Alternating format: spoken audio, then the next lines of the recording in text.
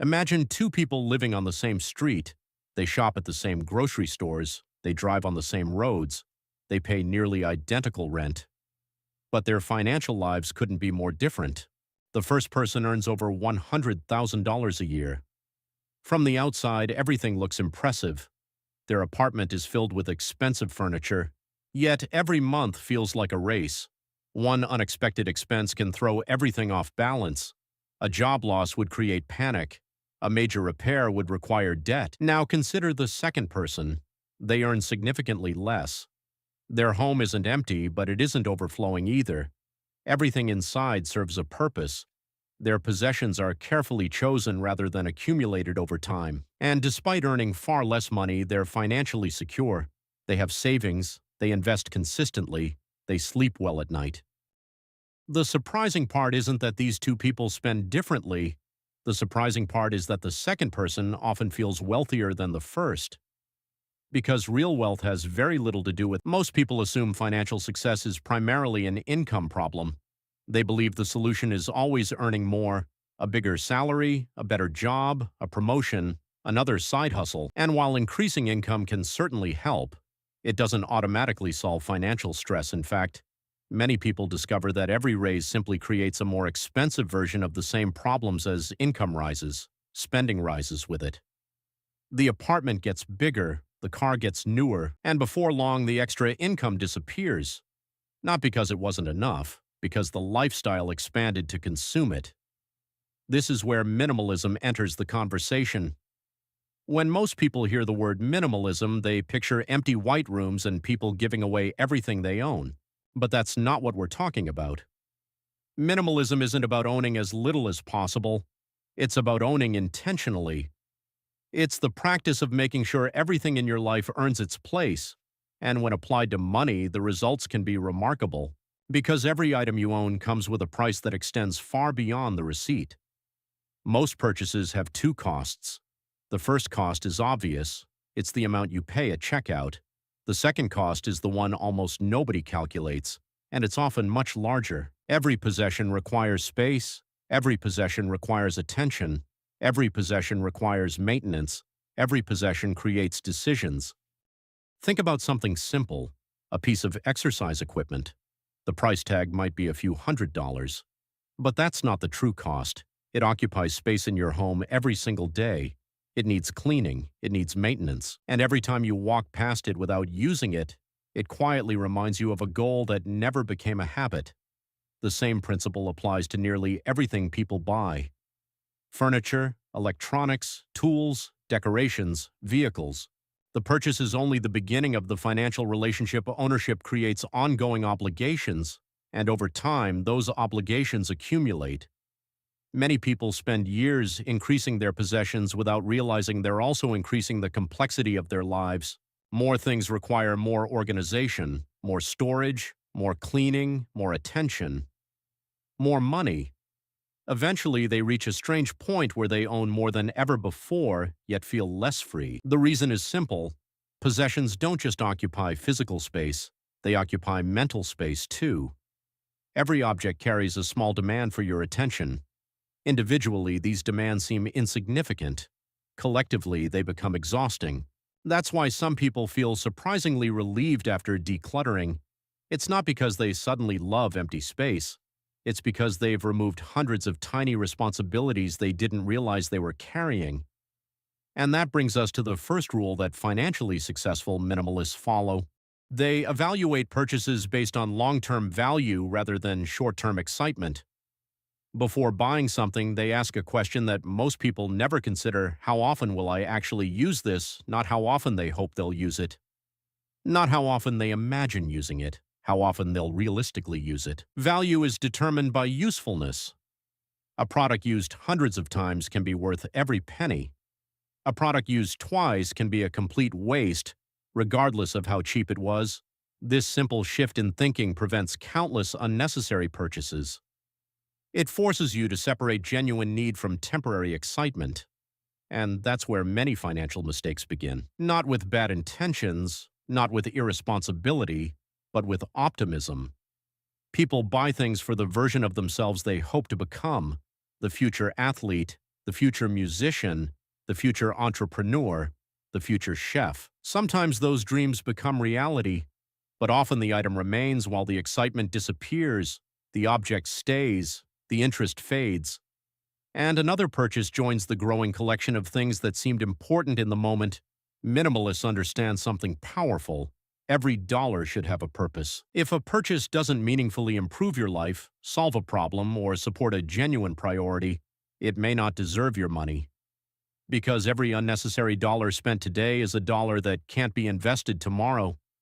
And while most purchases lose value over time, investments have the potential to do the exact opposite. This is the hidden trade-off people rarely think about. Every spending decision is also an investing decision. When money leaves your account, it loses the opportunity to grow. That's why financially disciplined people don't automatically ask, "Can I afford this?" They ask, "What am I giving up to buy this?" That single question changes everything. Once you begin looking at purchases through that lens, something interesting happens. You stop focusing on what things cost, and you start focusing on what they cost you, because those aren't always the same thing. A $50 purchase can end up costing far more than a $500 purchase if one creates lasting value and the other creates clutter. This is why financially disciplined people regularly perform what I call the replacement test. It's simple. Walk through your home and choose any object you own. Now imagine it disappeared tomorrow. Would you spend money to replace it? Not because you already paid for it, not because you feel guilty getting rid of it. Would you actually go out and buy another one? For many possessions, the answer is surprisingly no. That kitchen gadget you forgot existed, those clothes sitting untouched in the back of the closet, the hobby equipment you haven't used in years, the decorations you barely notice anymore. Most people are shocked when they realize how much of their home is filled with items they wouldn't purchase again. And that realization reveals something important. A large percentage of what people own isn't there because it improves their lives. It's there because it accumulated slowly over time, one purchase at a time, one impulse at a time, one forgotten decision at a time. The problem isn't just the money already spent. The problem is that every unnecessary item continues demanding resources, storage space, attention, maintenance. Organization. When enough of these items accumulate, life starts feeling heavier than it needs to be. The people who build wealth consistently understand that simplicity creates efficiency. The fewer unnecessary things competing for your attention, the easier it becomes to focus on what truly matters. But there's another financial trap that catches even high earners, and it quietly drains hundreds of thousands of dollars over a lifetime. It's called upgrading. Most upgrades aren't driven by necessity, they're driven by boredom. Think about how often people replace things that are still working perfectly. A phone that functions flawlessly suddenly feels outdated. A car that runs reliably no longer feels exciting. A television that looked incredible 2 years ago somehow seems inadequate. Nothing is actually wrong. The item still performs exactly as intended. The only thing that changed is perception. Modern marketing is extremely effective at making functional products feel obsolete. Companies spend billions convincing consumers that satisfaction is temporary, that happiness is always one purchase away, that the newest version will finally solve a problem they didn't know they had. But financially successful people see through this pattern. They understand that replacing something simply because something newer exists is one of the fastest ways to destroy wealth. Instead of asking, "What's new?" they ask, "What's wrong with what I already have?"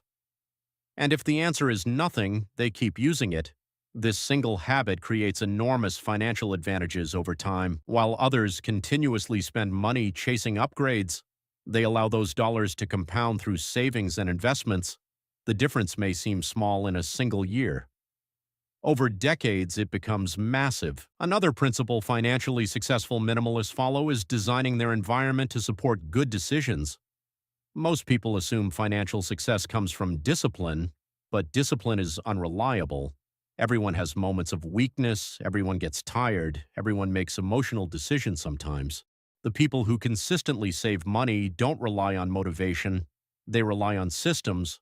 For example, imagine two people trying to save more money. The first person promises themselves they'll save whatever is left at the end of each month. The second person automates a transfer into an investment account every payday. Who succeeds? Almost always the second person, because saving happens before spending. The decision is made once, the system does the rest. The same principle works for spending. The easier it is to buy something, the more likely you'll buy it. That's why online shopping is so powerful. A few clicks, a saved payment method, instant gratification, no time to think, no time to reconsider. Financially disciplined people intentionally add friction. They wait before making purchases. They avoid browsing for entertainment. They remove unnecessary temptations, not because they're afraid of spending money, because they understand how human behavior works. Most spending decisions feel logical in the moment. Distance creates clarity. That's why a simple waiting period can dramatically reduce unnecessary purchases. When the excitement fades, many desires disappear with it. And if the desire remains after a day or two, then maybe the purchase actually matters. One of the most eye-opening exercises you can do is count what you own. Most people have no idea how much they've accumulated. Ask someone how many shirts they own. They'll usually guess far lower than reality. Ask them how many kitchen tools they have, how many books, how many shoes, how many electronic devices. The estimates are often wildly inaccurate. Why? Because accumulation happens gradually. Nobody wakes up and decides to own too much. It happens one item at a time. That's why awareness is so powerful. The moment you start measuring something, your behavior changes. You become conscious of your choices. You begin noticing patterns, and patterns reveal opportunities for improvement. Once people realize they already own far more than they use, buying additional items becomes much less appealing. Instead of seeing a new purchase as something exciting, they see it as adding to an already crowded collection. That shift alone can dramatically reduce unnecessary spending, because the goal isn't to own less for the sake of owning less. The goal is to make sure every possession has a purpose, every dollar has a purpose, and every purchase supports the life you're actually trying to build. When that happens, money stops disappearing mysteriously, and wealth starts growing almost automatically. There's another habit that separates people who accumulate wealth from people who accumulate clutter. They test interests before investing heavily in them. Most people do the exact opposite. They become interested in something and immediately start buying equipment. A new fitness goal leads to expensive gear. A curiosity about photography leads to a camera collection. An interest in camping leads to a garage full of outdoor equipment. The problem is that excitement and commitment are not the same thing. Excitement is immediate. Commitment is proven over time. Financially smart people understand this difference. Instead of buying first, they experiment first. They borrow, they rent, they try, they learn.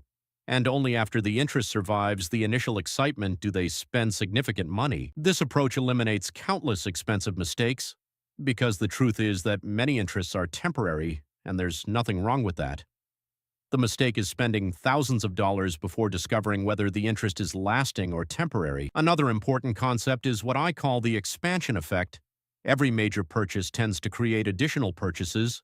Very few expenses exist in isolation. A new car often leads to higher insurance costs. A larger house often leads to higher utility bills, more furniture, and increased maintenance. A new hobby often requires accessories, upgrades, memberships, and ongoing expenses. People see the initial purchase. They rarely calculate everything that follows. That's why some purchases become far more expensive than they originally appear. The price tag only tells part of the story. The real cost includes everything required to support that purchase over time. Before buying anything significant, ask yourself, what else will this require? The answer is often more revealing than the purchase itself. This brings us to one of the most powerful financial principles you'll ever learn. Define what enough means. Most people never do, and because they never define enough, they spend their entire lives chasing more. A bigger home, a newer car, a higher salary, a more impressive lifestyle. The target constantly moves. No matter how much progress they make, satisfaction remains just out of reach. It's like running toward the horizon. You never arrive. The people who build meaningful wealth eventually make a different decision. They decide what level of comfort is sufficient. They decide what kind of lifestyle genuinely makes them happy. They stop allowing advertising, social media, and comparison to determine their goals, because once enough is clearly defined, something incredible happens. Additional income becomes far more powerful. Instead of funding endless lifestyle upgrades, it begins funding freedom. Imagine two people earning the same salary. One increases spending every time income rises. The other maintains a lifestyle they're already happy with. 5 years later, their financial lives will look completely different. Not because one earned more, because one allowed the gap between income and expenses to grow, and that gap is where wealth is created. Most people think wealth is measured by possessions. The reality is very different. True wealth is measured by options. Can you leave a job that makes you miserable? Can you handle an emergency without panic? Can you take time off if your family needs you? Can you pursue opportunities that don't provide immediate income? Can you make decisions based on what you want instead of what you can afford? Those options represent a form of freedom that money can provide, and freedom is ultimately the goal, not accumulation, not status, not impressing strangers, freedom. The ability to choose your direction without constantly worrying about money.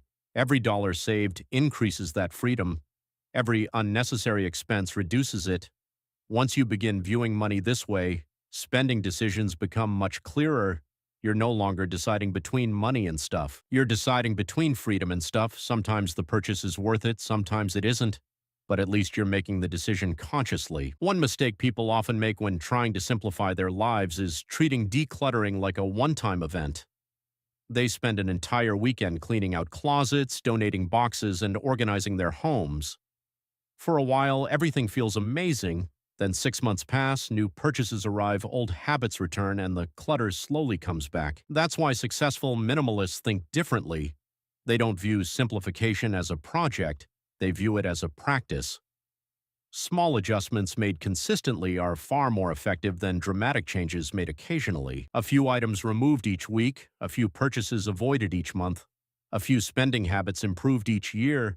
The changes seem small in the moment, but over time they become life-changing. This is how wealth is built, not through dramatic breakthroughs, through consistent decisions repeated over long periods. The same principle applies to both money and possessions. Small improvements compound, small mistakes compound too. That's why awareness matters so much. When you become conscious of your habits, you regain control over them. And when you regain control, everything starts moving in a better direction. Here's something most people don't realize. Minimalism and financial success reinforce each other. The less money you waste on unnecessary consumption, the more money you save. The more money you save, the greater your sense of security. The greater your sense of security, the less you feel the need to buy things for comfort, status, or validation. It's a positive cycle. One improvement strengthens the next. Eventually, you reach a point where your financial confidence comes from your balance sheet rather than your possessions. You don't need expensive symbols of success because you already know you're making progress. You don't need to impress anyone because your finances are working in your favor. And that's when life becomes surprisingly simple. You stop chasing every upgrade. You stop comparing yourself to everyone else. You stop confusing consumption with achievement. Instead, you focus on the things that genuinely improve your life. Relationships, health, experiences, purpose, freedom. The irony is that people who own less often end up feeling richer, not because they have less, but because they need less. And needing less is one of the most powerful financial advantages a person. At the beginning of this video, we talked about two people living in similar apartments.